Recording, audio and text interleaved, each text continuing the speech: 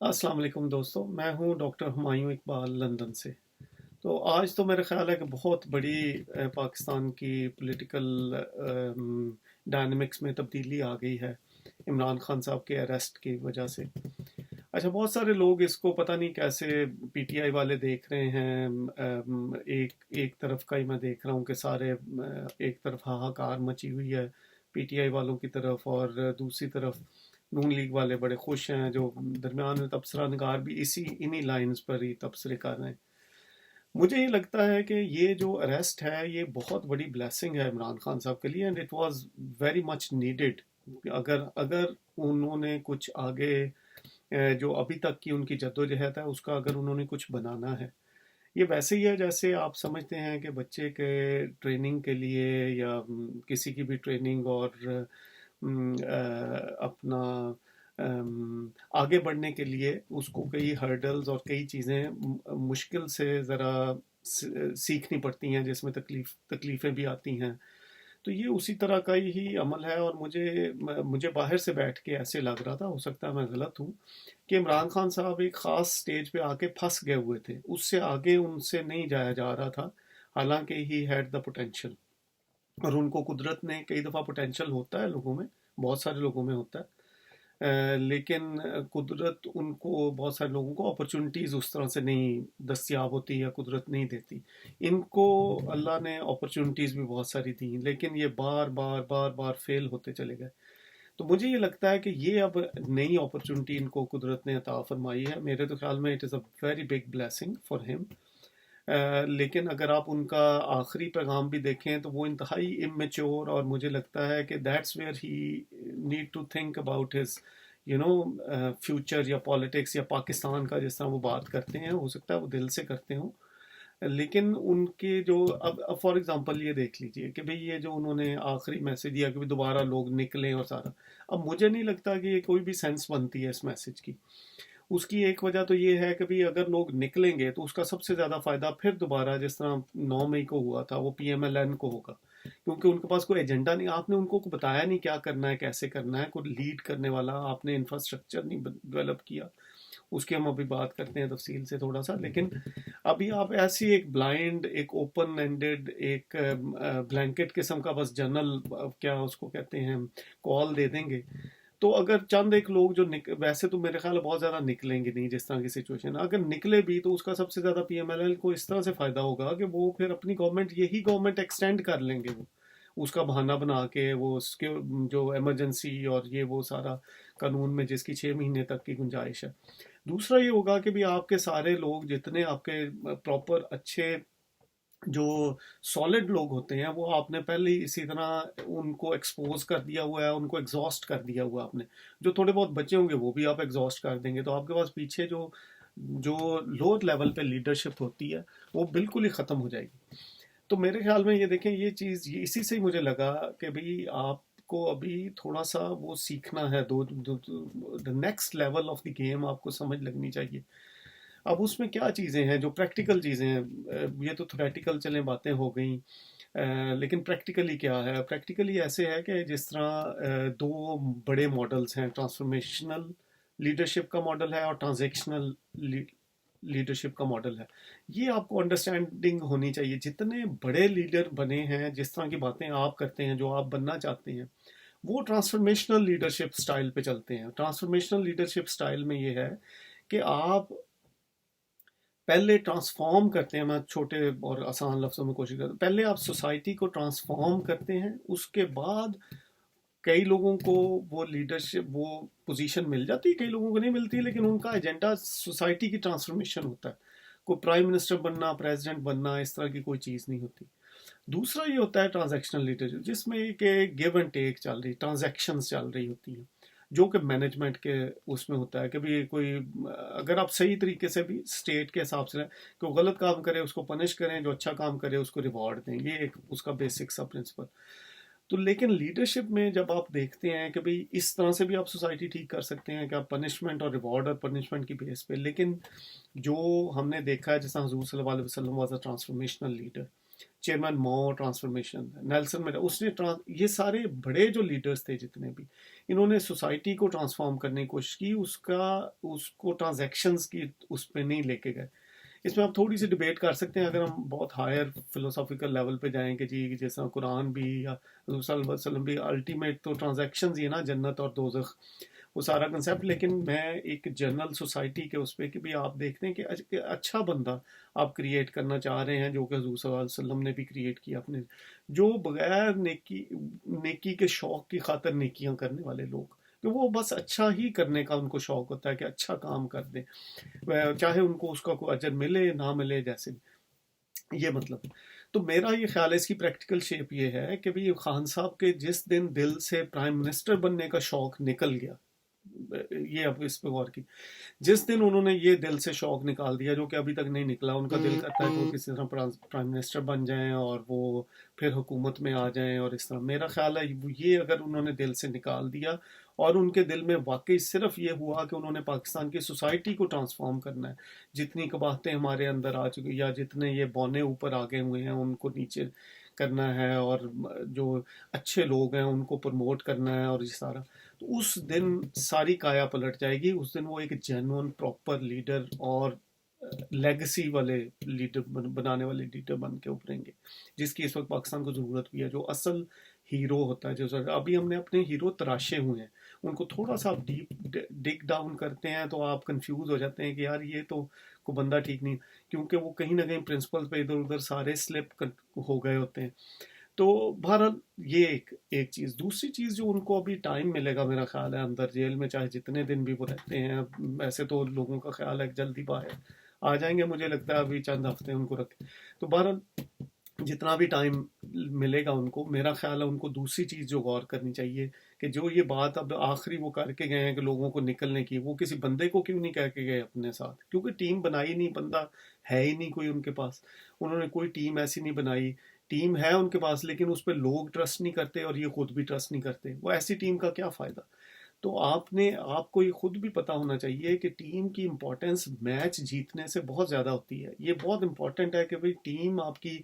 इतनी अच्छी हो, इतनी ज़बरदस्त हो, वो अच्छे तरीके से खेलने वाली हो, तो मैच का मज़ा भी तभी आता है। जीतने का वो मज़ा नहीं है, ये आपको मेरे से ज़्यादा इल्म है इस बात का, और ना जीतने का उतना फ़ायदा होता है। कई दफ़ा बहुत दफ़ा आप देखते हैं कि जो लूज़ करने वाली टीम होती है, people appreciate that team much more than the winning team, खास तौर पे अगर वो गलत तरीके से जीते। तो आप अपनी टीम पे ज़रा नज़र मारें, उन पे देखें, ये मलक रियाज, आप जुल्फी बुखारी, जैदी, अलवी, ये सारे और बेशुमार, इनको आपने कैसे सिलेक्ट किया, आपका क्या प्रोसेस क्या है दिमाग में थिंकिंग का, कि जो आपको ये बताता है कि ये लोगों ने दौलत जो जमा की या रिसोर्सेज जमा किए और उनका जो इस्तेमाल किया वो बड़ा ज़बरदस्त था। या आप ये सोचें कि भाई जो भी सही है गलत है मुझे नहीं इल्म, आपको पता लग जाएगा जब आप इनको बनाएंगे, एक चार्ट बना लें, एक्सेल शीट बना लें, आगे देखें कि भाई आपने इनको सेल करना है लोगों को कि ये बंदा था, ये इसलिए मेरे ख्याल में बड़ा ज़बरदस्त है। तो देखें कि लोग आपके ख्याल में, आपको लगता है कि लोग इनको बाय करेंगे आपकी इस चीज़ को।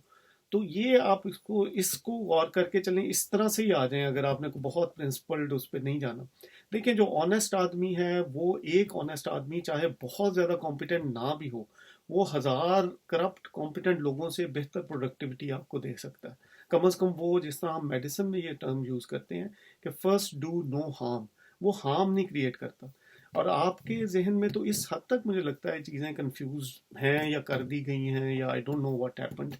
कि आपको तो कॉन्फ्लिक्ट ऑफ इंटरेस्ट का, आप बिल्ले को दूध की रखवाली पे बिठाने का मतलब, आपको जितने भी आपकी अपॉइंटमेंट्स हैं आप देखें, आप खुद भी बाद में परेशान होते हैं, उनको गालियां देते हैं, लोग भी परेशान होते हैं, गालियां देते हैं, और अभी तक लेकिन आपने कोई टीम नहीं बनाई। वन मैन आर्मी का ये काम नहीं है, ये तो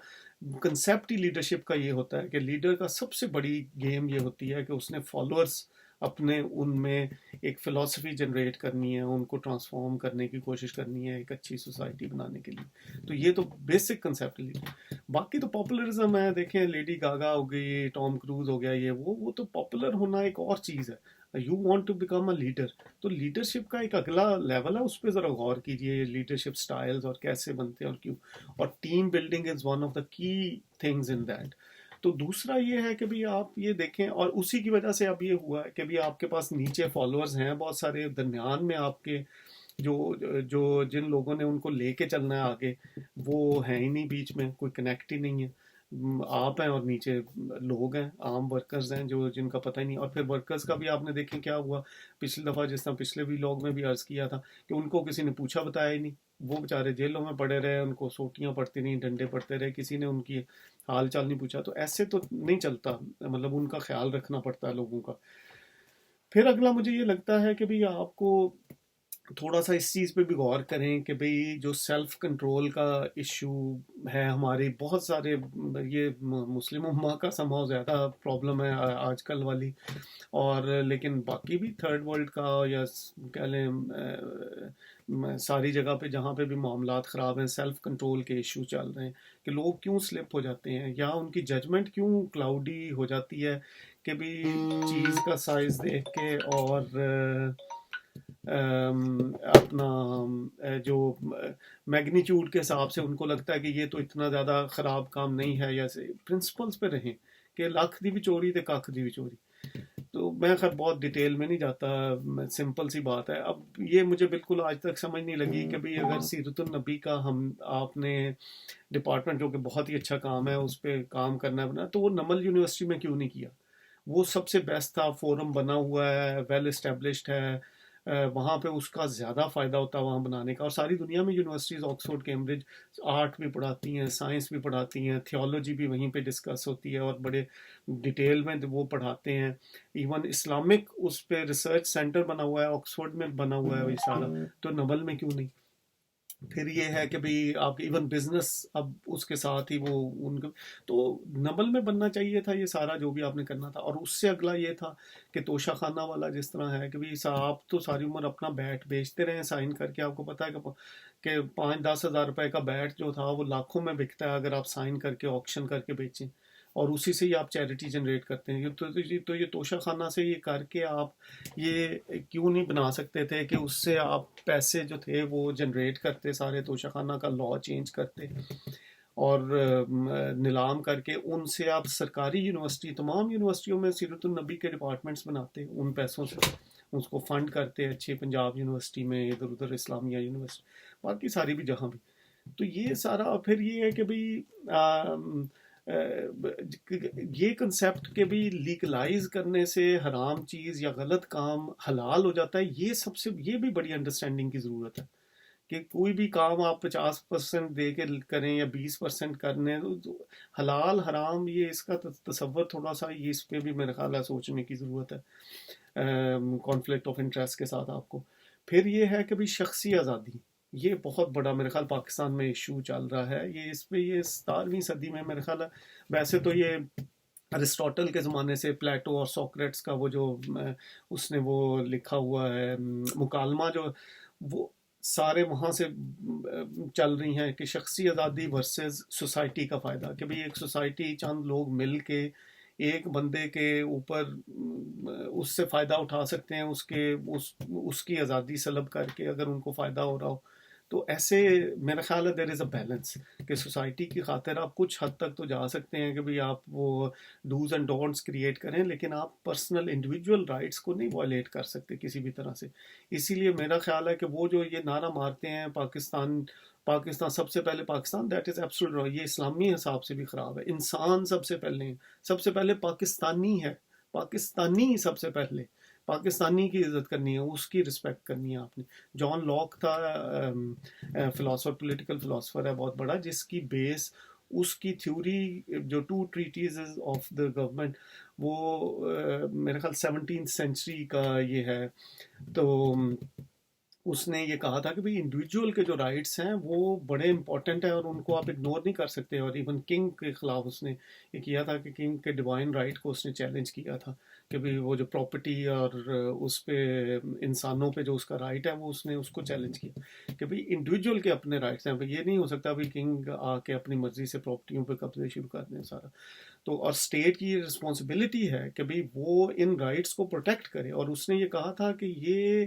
اگر وہ اسٹیٹ فیل ہو جاتی ہے انڈیویجول کے رائٹس کو، تو انڈیویجول کا حق بنتا ہے کہ وہ اس اسٹیٹ کے خلاف ریبیلین کرے اور اس کنگ کو، اس اسٹیٹ کو اٹھا کے باہر پھینک دے.